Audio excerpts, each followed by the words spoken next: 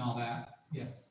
I wanted to ask you, is this something that the school systems will recognize, like as far as the credit or anything? Not yet. Okay. It takes a year to get accredited, and I believe with it being, even though it's based on state standards, because what I did, I took all the state standards that we have for science, and I modified them to be intelligent design based and biblical based, and then the earth science, there's actually an earth science standard that says, compare and contrast the geocentric model with the heliocentric model in our current state standards in Georgia. And I thought, man, if I was teaching earth science now, that would be my entire class. We would just compare that. And so I thought, well, I'll change this and we'll put it to the test. And so I've modified the standards. They're still in a modification phase where I'm almost done changing those. And so all the teachers' lessons are based on their standards. And so that's what we call this creation standard. It's the Father's standards. It's what He's put in place for us. And so the Bible is going to be the foundation of it, but it's going to be scientific. It's not going to be, we're just going to take the Bible and what it says. No, we're going to prove it. We're going to put their standards to the test.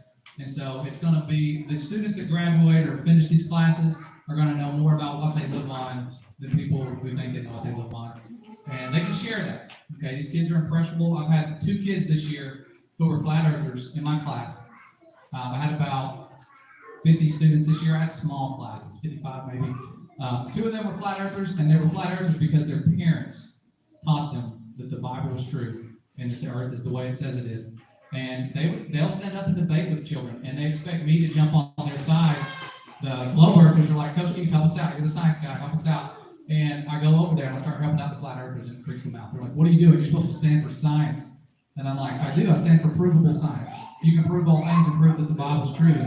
They get really, really confused, but you just keep it simple with them. I think I used the analogy of a bullet. I said, imagine a bullet flying through this room, and now imagine standing on it. Would you feel it moving? And they're like, yeah. And I said, well, speed that up 288 times.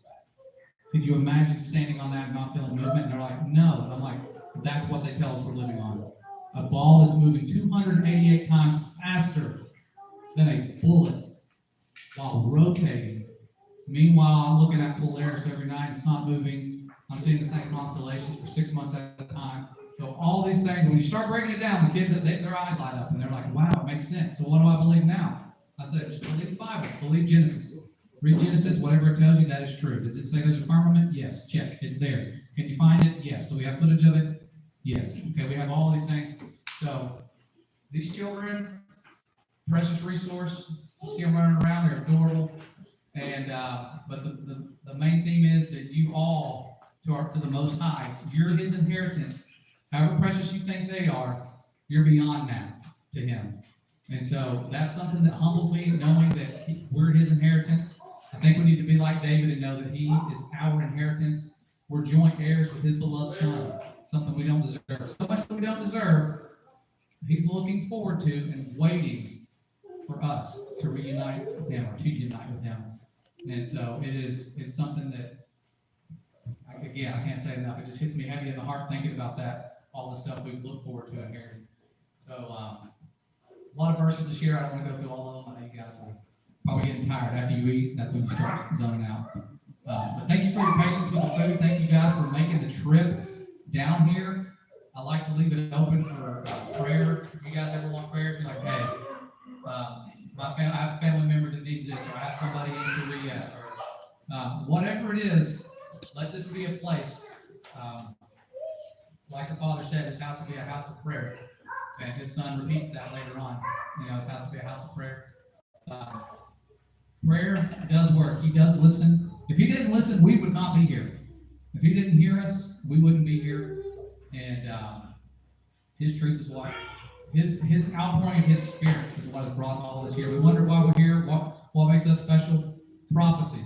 The outpouring of His Spirit. I think I had that in one of my slides. Let's see if I can find it.